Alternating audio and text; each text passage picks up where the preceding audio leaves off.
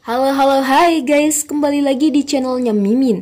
Kali ini Mimin bakal ngulas film yang gak kalah serunya dari film-film lainnya yang masih hangat dari Norwegia yang berjudul Troll tahun 2022. Troll bercerita tentang sosok monster yang selama ini dianggap sebagai mitos atau dongeng belaka. Namun ternyata keberadaannya benar-benar nyata yang langsung saja ini menghebohkan seluruh dunia karena dianggap mengancam umat manusia. Lalu seperti apakah keseruan film ini? Langsung saja, jangan berlama-lama, kita ke TKP. Film dimulai dengan seorang gadis bernama Nora bersama ayahnya yaitu Tobias yang sedang memanjat lembah Roms di Norwegia. Puncaknya ini dijuluki puncak Troll. Sesampainya di atas, mereka pun mengobrol membahas mengenai dongeng tentang asal-usul lembah tersebut. Diceritakan zaman dahulu kala terdapatlah 13 troll. Mereka berubah menjadi batu karena terkena sinar matahari terbit. 20 tahun kemudian di pantai Atlantik, Nora yang sudah dewasa pun sudah menjadi profesor ternama atau ahli dalam bidang perfosilan. Bekerja selama 6 bulan lamanya untuk mencari fosil dinosaurus yang dipercaya ada di sekitar sana. Kerja keras Nora tidak sia-sia karena dia benar-benar menemukan tulang belulang dinosaurus tersebut. Di scene lain, tempat para pekerja proyek yang sedang membangun jalur kereta yang melewati Gunung Delivery, terlihat masyarakat sekitar berdemo karena proyek tersebut dianggap telah merusak. Ternyata nggak di negara plus 62 aja ya yang suka demo-demo. Jelas mereka tidak peduli dan peledakan gunung terus dilakukan. Lalu tiba-tiba saat pengecekan ke dalamnya terdengar raungan yang sangat mengerikan yang terjadi karena getaran tersebut. Markas Angkatan Bersenjata Norwegia pun mengirimkan 2 pesawat tempur untuk mengecek gunung tersebut. Lalu terlihatlah lubang besar yang sangat janggal. Mereka pun merasa ada sebuah ancaman yang mengerikan. Akhirnya jenderal pun meminta pasukannya untuk menjemput seorang ahli yang bisa meneliti insiden itu. Yang tak lain tak bukan ahli tersebut adalah Nora. Singkat cerita, sesampainya di Oslo, Nora bertemu dengan penasehat Perdana Menteri bernama Andreas yang langsung membawanya ke sebuah ruangan penuh dengan para pejabat negara dan ahli-ahli lainnya. Di sana mereka membahas penyebab lubang yang besar terjadi di gunung. Ada yang berteori karena resapan air, gas metana bawah tanah, dan lain sebagainya. Namun dengan santainya Nora mengatakan jika siapapun bisa menyimpulkan cekungan itu adalah sebuah jejak kaki. Meskipun tidak ada makhluk sebesar itu di ilmu paleontologi, tapi Nora yakin itu pasti jejak kaki. Beberapa orang di sana pun seketika mentertawakan Nora. Namun tiba-tiba salah satu hacker di sana bernama Sigrid menemukan sebuah video yang sangat mengerikan yang berhasil diretas dari salah satu handphone pengunjuk rasa, di mana terdengar sangat jelas suara raungan yang disusul hancurnya terowongan kereta dan batu-batu pun berhamburan mengenai orang-orang. Semua orang di ruangan itu pun bingung apa yang terjadi sebenarnya, kecuali Nora. Lalu Nora meminta video diputar kembali, dan saat video di stop terlihat sosok raksasa yang menyerang. Entah makhluk apa itu sebenarnya. Di lain tempat, sepasang kakek dan nenek buyut yang sedang menikmati teh sari wangi. Tiba-tiba mereka mendengar langkah kaki sampai membuat getaran dahsyat. Karena langkah itu semakin lama semakin dekat, kakek pun membawa istri tercinta bersembunyi di dalam basement. Lalu ketika getaran itu sudah berhenti, mereka kembali ke atas dan oh my god, sebagian rumah mereka hilang adik-adik. Karena dilaporkan terdapat pergerakan aneh di daerah kakek dan nenek tadi, Nora pun mengecek ke TKP bersama Andreas menggunakan helikopter. Mereka pun akhirnya sampai di rumah itu dan disambut oleh Kapten Christopher. Sebagai komando operasi khusus, setelah diselidiki jika ada sesuatu yang berjalan sejauh 20 km ke arah pegunungan, kedua kakek nenek ini pun ditanyai kesaksiannya. Sang suami mengatakan jika situasi mendadak gelap seakan-akan rumah mereka ditutupi bayangan yang sangat besar yang sedang bergerak. Nenek juga sangat yakin mendengar suara raungan yang membuatnya takut. Lalu Noras, Andreas, dan Chris pun mencoba mendatangi daerah pegunungan sejauh 20 km ke selatan, karena jejak terakhir berhenti di sana.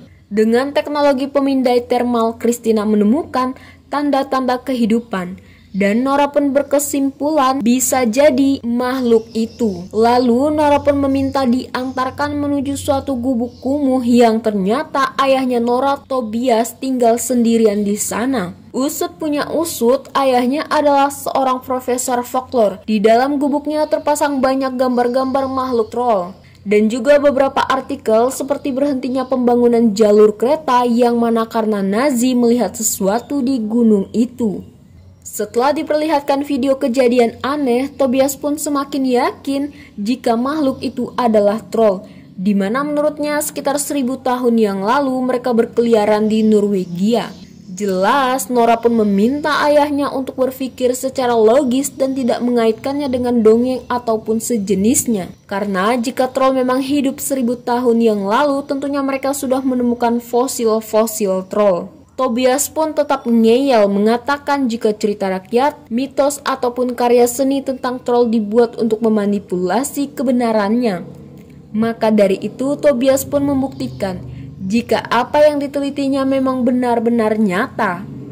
Mereka pun akhirnya kembali ke jejak terakhir terlihat, sampai akhirnya Thomas melihat bebatuan di bawah dan meminta helikopter untuk turun. Di bebatuan itu, Tobias pun mengeceknya dengan cara menginjak-injak, mencium dan memakan rumput-rumputnya. Sedangkan Nora mengatakan ke Andreas dan Chris jika ayahnya memang agak ekstrim, bahkan sampai membuatnya kehilangan pekerjaan dan sempat masuk klinik psikis karena dianggap stres. Nora pun meminta ayahnya untuk berhenti berfantasi. Lalu ketika cuaca di sana mulai mendung, tiba-tiba betapa besar dan mengerikannya troll yang ternyata selama ini benar-benar ada.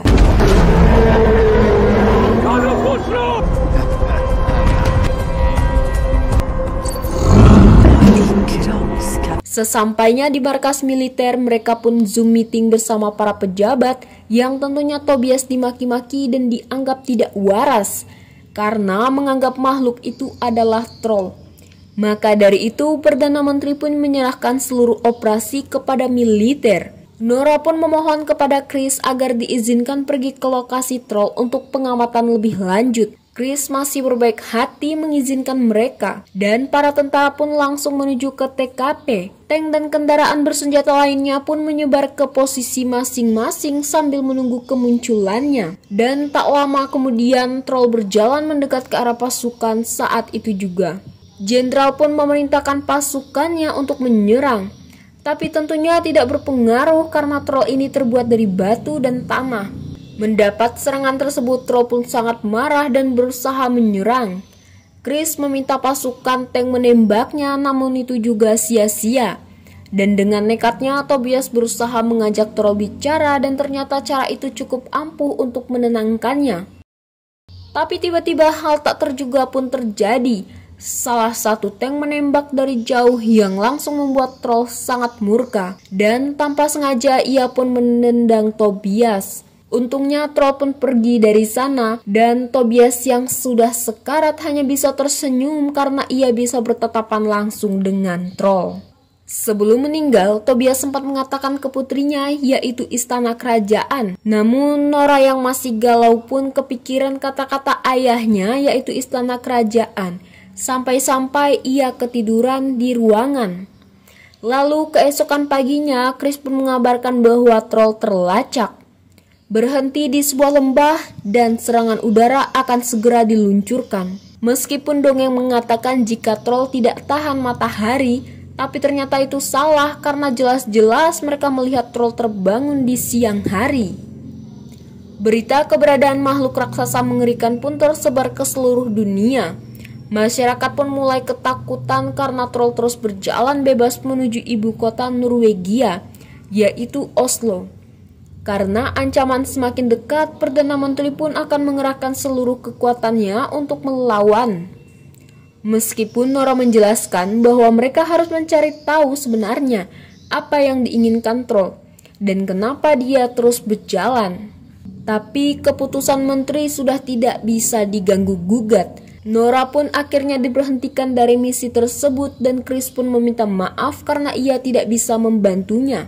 Sementara itu, Andreas juga resign dari pekerjaannya karena sebagai penasehat dia sudah tidak dihargai lagi. Dan sekarang Andreas akan membantu Nora.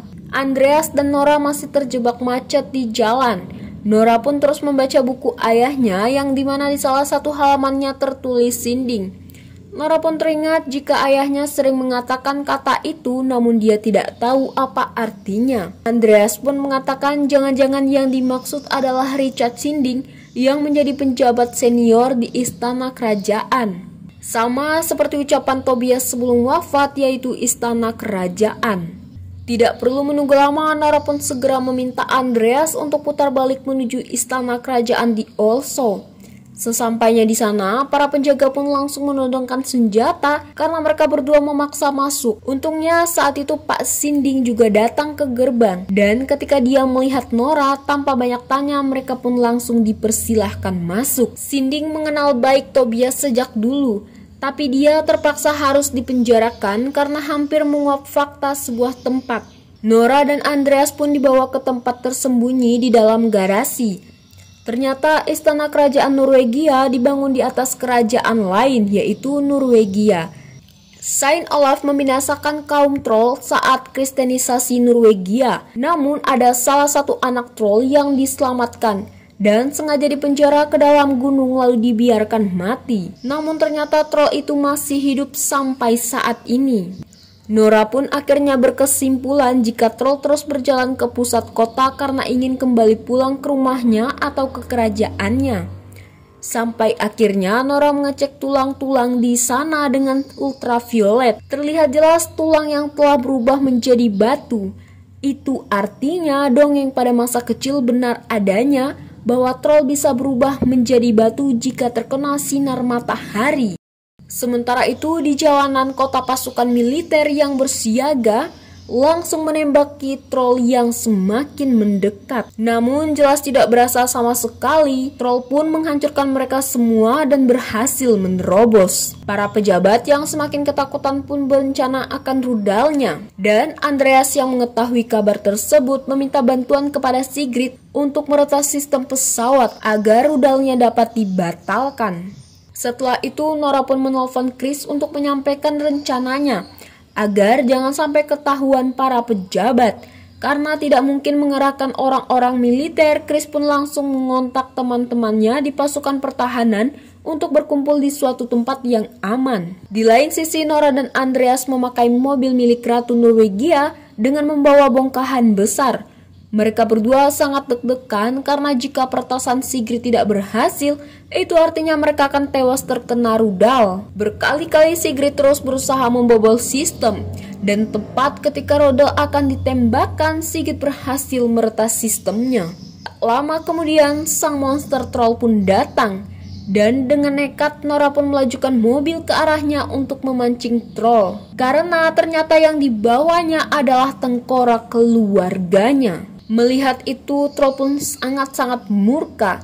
Tapi tiba-tiba talinya putus dan tengkoraknya jatuh adik-adik. Troll pun mengambil tengkorak keluarganya dan menunjukkan rasa sedihnya. Lalu ketika dia mengaca di jendela gedung, tanpa sengaja Troll memecahkan kaca sampai tengkorak itu terjatuh hingga hancur. Melihat itu, Troll pun langsung meraung. Au! Salah. Itu kan serigala ya guys. Lalu Troll menatap mobil Nora dengan penuh dendam.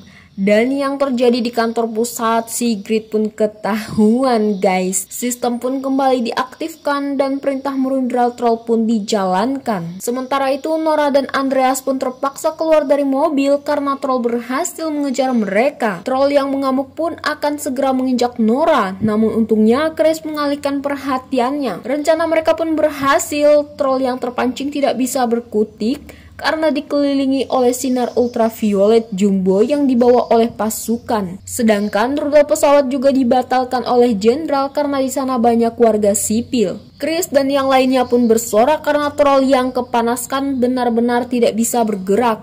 Mendengar raungannya yang kesakitan, Nora pun langsung melepas semua power ultraviolet. Seperti ayahnya, kali ini Nora pun mengajak mengobrol troll dan memintanya untuk segera kembali pulang ke gunung. Troll yang tahu telah diselamatkan oleh Nora hanya bisa terdiam, seolah-olah mengerti kebaikan hatinya. Namun naasnya, fajar telah tiba dan matahari mulai terbit, yang akhirnya menyinari troll, hingga dia pun berubah menjadi batu. Kembalinya troll menjadi batu sudah membawa kita ke akhir film ini, dan film pun berakhir. Thank you so much guys buat kalian yang masih setia sama Mimin. Tetap pantengin channelnya kita karena kita bakalan terus upload ya guys. Dan buat kalian yang belum subscribe, sabilah ya, subscribe dulu guys. Oke, see you.